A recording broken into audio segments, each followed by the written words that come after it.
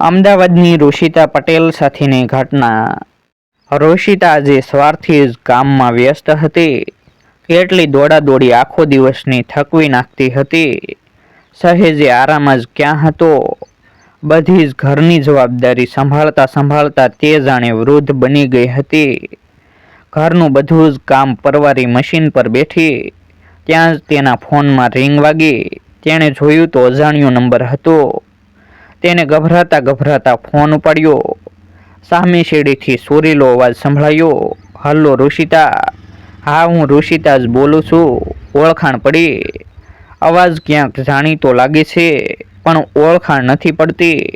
અરે, હું અનિતા બોલું છું, તારી ખાસ ફ્રેન્ડ। હવે ઓળખી? અનુ, તું આટલે વર્ષે? તેની આંખો છલકાઈ ગઈ।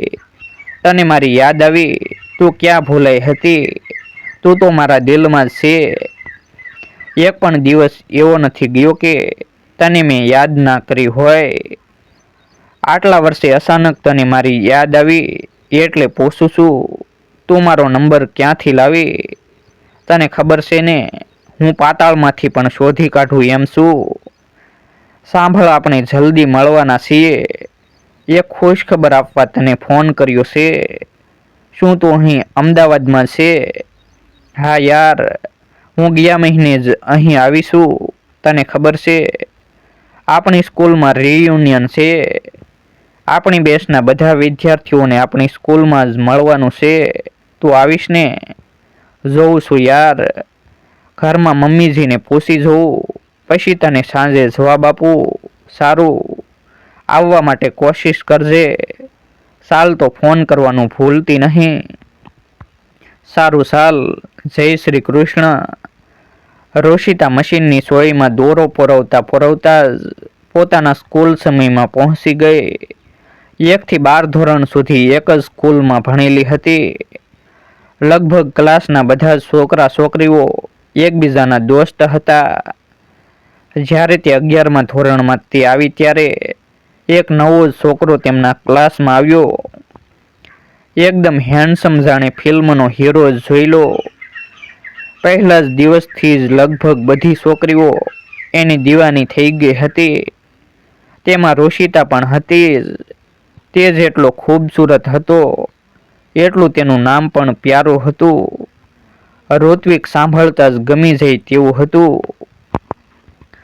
પરંતુ બધી છોકરીઓ પોતાના મનની વાત એકબીજાને કરતી, પરંતુ ઋષિતાએ પોતાની વાત તેના મનમાં જ ધરબી દીધી હતી।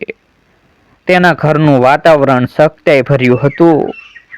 જો તેને ભૂલથી પણ કોઈ છોકરા સાથે નોટબુકની આપ-લે કરી હોય ને ઘરે ખબર પડી જાય તો તે દિવસે બરડામાં સોળ ઉઠેલા જ હોય। એટલે જ તો તે કોઈ છોકરા સામે જોતી પણ નહીં। ઋત્વિકને થોડાક જ દિવસમાં ઋષિતા સિવાય બધી છોકરીઓએ ફ્રેન્ડ બનાવી લીધો। તેની સાથે વાત કરવા તલપાપડ બની જતી। એટલે જ તો ક્લાસના છોકરાઓને ઋત્વિકની ઈર્ષ્યા થતી હતી। એમાંથી કેટલીક છોકરીઓ તો તેને પ્રેમ કરવા લાગી હતી।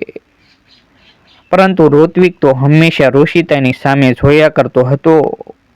કેટલી સૌમ્ય છોકરી હતી, ટેલેન્ટેડ પણ એટલી જ હતી। ઓછા બોલી, પરંતુ જ્યારે ક્લાસમાં કોઈ પણ પ્રશ્નનો જવાબ આપે ત્યારે તેનો મીઠો અવાજ સાંભળી જ રહેવાનું મન થતું હતું।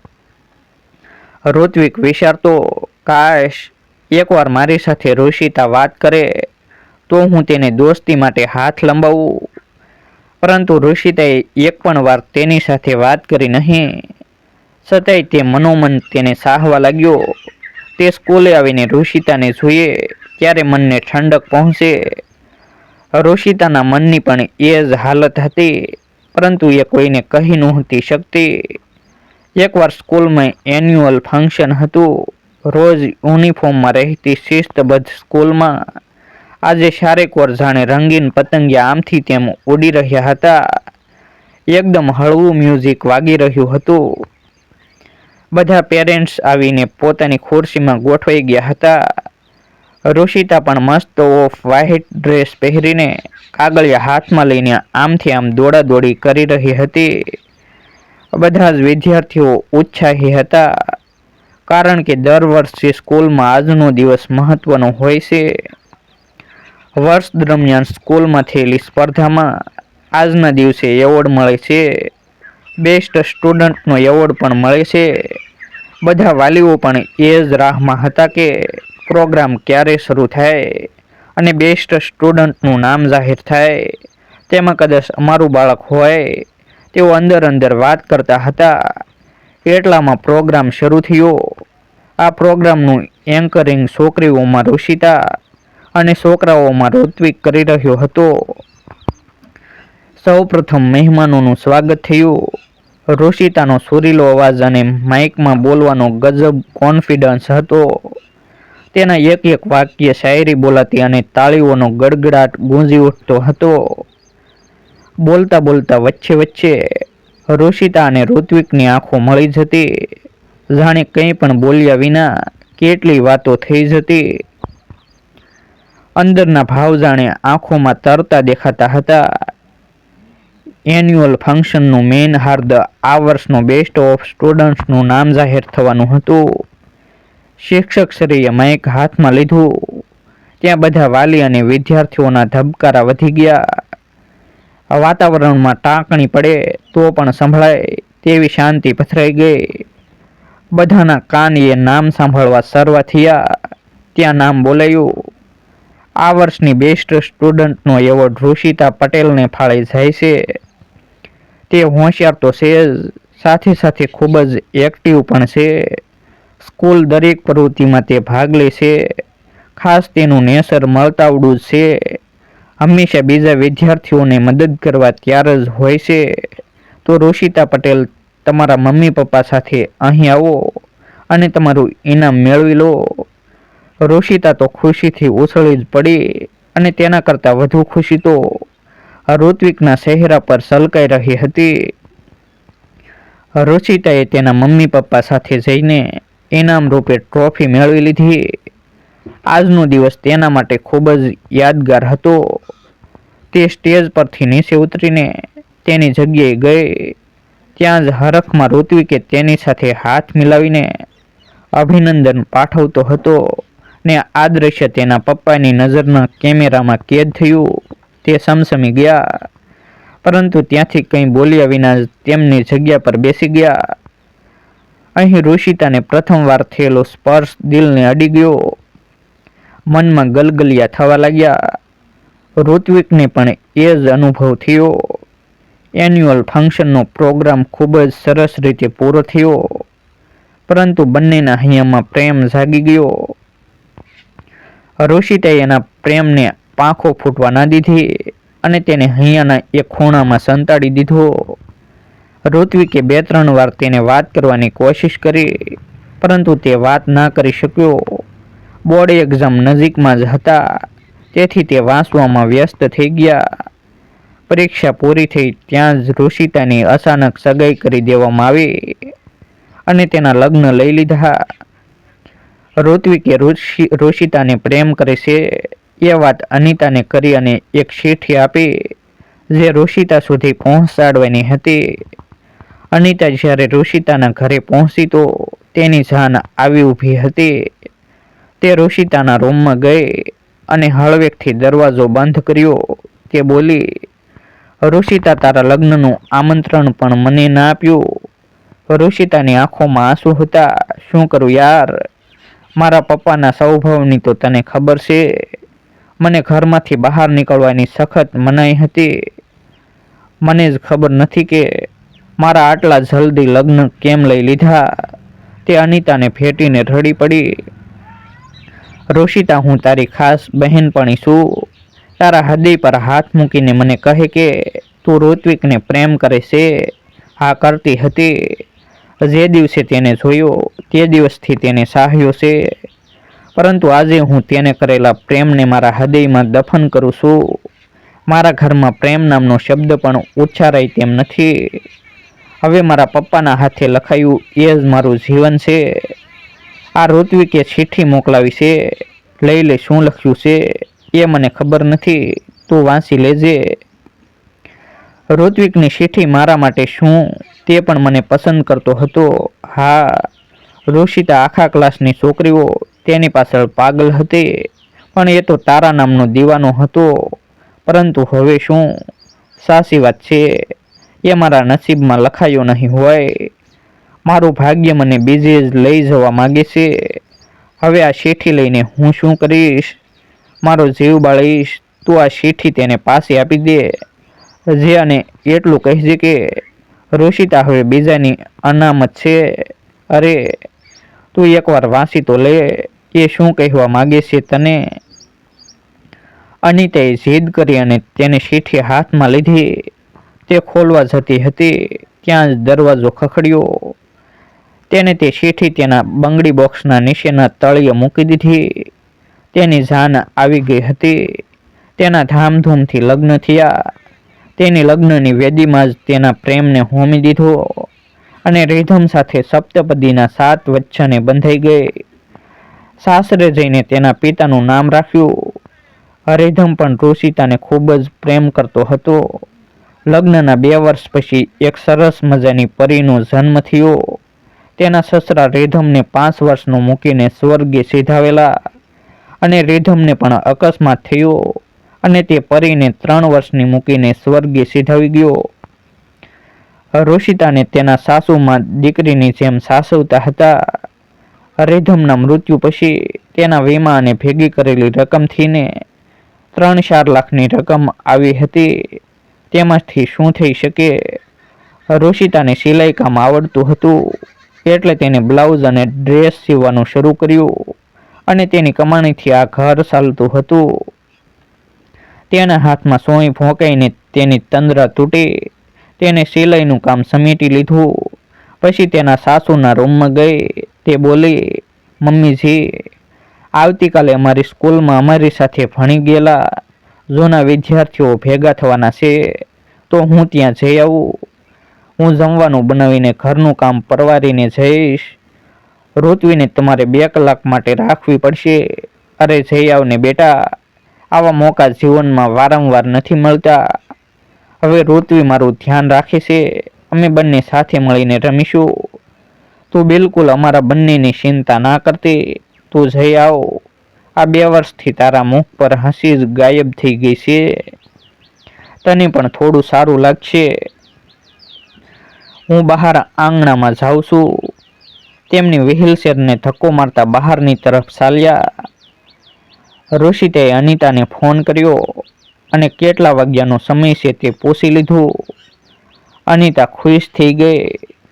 બીજા દિવસે શાળાનું પ્રાંગણ રંગબેરંગી પતંગિયાથી ભરેલું હતું. આજે બધાના ચહેરા પર ઉંમરની વર્તાતી હતી, પરંતુ દિલ તો હજી સ્કૂલમાં ભણતા હોય એવા જ હતા. બધા વર્ષો પછી એકબીજાને મળતા હતા. કોઈ જાડું થઈ ગયું હતું તો કોઈને માથે ટાલ પડી ગઈ હતી. બધા એક પછી એક હોલમાં ગોઠવાતા હતા. અનિતા દરવાજે ઊભી રહીને ઋષિતાની રાહ જોઈ રહી હતી. ત્યાં રિક્ષામાંથી ઓફ વ્હાઇટ સાડી પહેરીને તે ઉતરી. તેને જોતા જ અનિતા દોડીને ભેટી પડી. 20 વર્ષ બાદ બંને મળતા હતા. તેમની આંખો વરસી પડી. બંને વાત કરતા કરતા હોલ તરફ આગળ વધ્યા. જૂના મિત્રો મળતા હતા. એકબીજાને સુખ દુઃખની વાતો કરતા હતા. તેઓ જઈને ખુરશી પર ગોઠવાઈ ગયા. ત્યાં જ એનાઉન્સમેન્ટ થયું કે ઋષિતા પટેલ જ્યાં હોય ત્યાંથી એન્કરિંગ કરવા માટે સ્ટેજ પર આવી જાય. ઋષિતાએ અનિતાને કહ્યું, ના કહી દે, મને એન્કરિંગ કરતા હવે નહીં ફાવે. અરે તું જા તો ખરી. આપણી અંદર રહેલું કૌશલ્ય કદી મરી પરવારતું નથી. તું એકવાર એને જીવંત કરી બતાવ. ઋષિતા ઊભી થઈ અને સ્ટેજ તરફ આગળ વધી. ત્યાં જ ઋત્વિકના નામનું એનાઉન્સમેન્ટ થયું. ઋષિતા એક થડકાર સૂકી ગઈ. આટલા વર્ષો પછી તે કેવો લાગતો હશે. તેને તેનું સ્થાન લઈ લીધું, પરંતુ ઋત્વિક હજુ આવ્યો નહોતો. તેને પ્રોગ્રામની શરૂઆત કરીને હોલમાં એક હેન્ડસમ નવયુવાનનો પ્રવેશ થયો. બધી છોકરીઓ જે અત્યારે સ્ત્રીઓ બની ગઈ હતી, પરંતુ બધાની નજર ત્યાં જ ખોડાઈ ગઈ. તે ઉતાવળે પગલે ચાલીને તેનું સ્થાન સંભાળી લીધું. ફરીથી ઋષિતા અને ઋત્વિકની આંખો મળી. પરંતુ ઋષિતાએ આંખો ઢાળી દીધી. પ્રોગ્રામની શરૂઆત થઈ ગઈ. હજુ ઋષિતાનો એવો જ મીઠો અવાજ રણકતો હતો. જેમને આ પ્રોગ્રામનું આયોજન કર્યું હતું તે આયોજકોનું ફૂલોના ગુલદસ્તો આપીને સ્વાગત કરવામાં આવ્યું ને પછી આયોજન મુજબ પ્રોગ્રામ આગળ વધ્યો. બધાના ચહેરા પર ખુશી સમાતી નહોતી. ઘણા તો આમાંથી હવે પાર્ટીની શરૂઆત થઈ.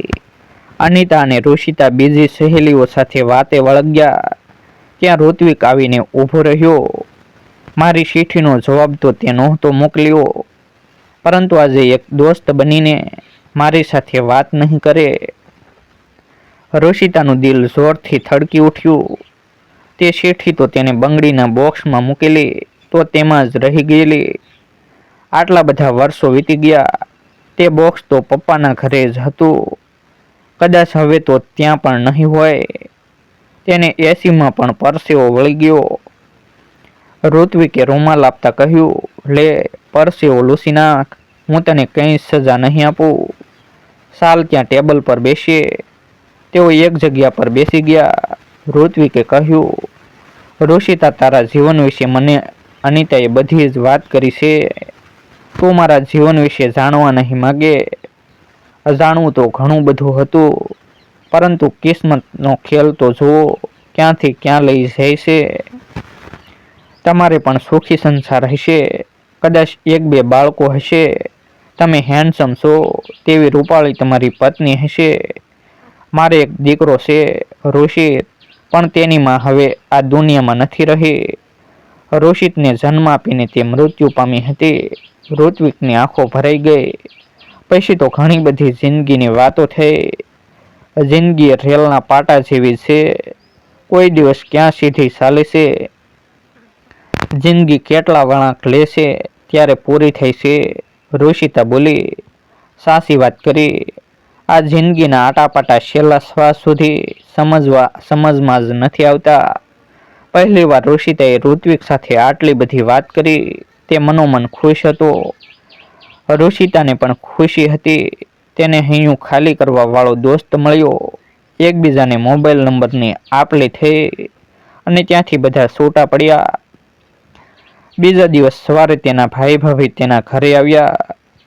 ઋષિતા તો તેમને જોઈને ખુશ થઈ ગઈ. તેના ભાભીના હાથમાં એક ચિઠ્ઠી હતી. તે ઋષિતાને આપી. ઋષિતાએ ધડકતા અહીં તે ખોલી. સ્યાહી થોડી ઝાંખી પડી ગયેલ હતી. તેને વાંચી, ઋષિતા, તને જોતા પહેલી નજરમાં જ મને પ્રેમ થઈ ગયો છે. પરંતુ જો તને હું પસંદ ના હોય તો હું તે પ્રેમને મારા હૃદયમાં જ રાખીશ. કારણ કે જેને હું પ્રેમ કરું છું તેને હું સદાયને માટે ખુશ જોવા જ ઈચ્છું છું. તને જો મારો પ્રેમ સ્વીકાર હોય તો હું તને આખું જીવન મારી પલકો પર બેસાડીને સાચવીશ. તું એકવાર મને મળવા આવજે. નહીંતર તારો પ્રેમ મારા હૈયામાં અકબંધ રહેશે. ઋષિતાની આંખોમાં આંસુ હતા. તેના ભાભી બોલ્યા, ઋષિતા, આ ચિઠ્ઠીની સ્યાહી ઝાંખી પડી છે, પરંતુ ઋત્વિકના હૈયામાં હજુ તે પ્રેમ ધબકી રહ્યો છે અને તારા હૈયામાં પણ એ જ પ્રેમ ધબકી રહ્યો છે. જુઓ, એટલે તમે બંને તમારા સંતાનોના નામ એકબીજાના નામ પરથી રાખ્યા છે. જો ઋષિતા, કુદરતે તમને બંનેને સરખું જ દુઃખ આપ્યું છે તો તમે એકબીજાનો સહારો બનીને જીવી શકો છો. ઋત્વિ અને ઋષિતને માતા પિતાનો પ્રેમ મળી રહેશે. હજુ તારી ઉંમર 35 વર્ષ છે. તારે જીવનસાથીની જરૂર છે. જો જીવનસાથીના રૂપમાં જૂનો પ્રેમી જ મળતો હોય તો તેમાં ખોટું શું છે? રેધમ કુમારના અંતિમ શબ્દો એ જ હતા કે મારી ઋત્વિને પ્રેમ કરે એવો જીવનસાથી શોધી લેજે. તારી માટે નહીં તો ઋત્વિ માટે તું લગ્ન કરી લે. રેધમ કુમારની યાદ તો તારી સાથે હંમેશા માટે રહેશે. તેના સાસુએ કહ્યું, બેટા, મારી પણ એ જ ઈચ્છા છે. મારા જીવનનો કોઈ ભરોસો નથી. બેટા, હું તો ખર્યું પાન કહેવાઉં. તું ઋત્વિકને તારા જીવનમાં સ્થાન આપી દે. થોડીક વાર વિચાર કરીને તે બોલી, ઋત્વિકને આ વાત સ્વીકારશે. બીજી મારી એક શરત છે. એને મારી સાથે મમ્મીજીનો પણ સ્વીકાર કરવો પડે. અત્યારે તો હું જ તેમનો દીકરો અને દીકરી બંને છું. તેમને સાચવવાની જવાબદારી મારી જ છે. જો તેને સ્વીકાર હોય તો હું તૈયાર છું. બીજા જ દિવસે સવારે ઋત્વિક અને અનિતા સગાઈની સુંદડી લઈને આવી ગયા. સાથે ઋષિતને પણ લાવ્યા હતા. ઋત્વિક ઋષિતાના સાસુને પગે લાગતા જ બોલ્યો, આજથી તમે મારા મમ્મી છો. હું તમને ક્યારેય દુઃખ નહીં આવવા દઉં. તેમની આંખો સલકાઈ. ઋત્વિકમાં રેધમનો ચહેરો દેખાયો. તેમને તેના માથે હાથ ફેરવ્યો ને ઋત્વિકે તેમના ખોળામાં માથું મૂકી દીધું. ઘણા વર્ષો પછી માનો પ્રેમ મળ્યો હતો. તે બંને જૂના પ્રેમીઓમાંથી એકબીજાના જીવનસાથી બની ગયા. લેખક પીના પટેલ. આવા જ નવા વિડીયો જોવા માટે અમારી યુટ્યુબ ચેનલ સબસ્ક્રાઈબ કરો અને વિડીયોને લાઈક કરો.